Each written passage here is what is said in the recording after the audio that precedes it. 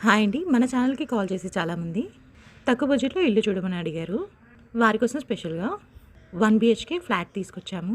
ఇలాంటి properties miss కాకుండా ఉండాలంటే వెంటనే మన ఛానల్‌ని సబ్స్క్రైబ్ చేసుకోండి. అలాగే ఫాలో కూడా చేయండి.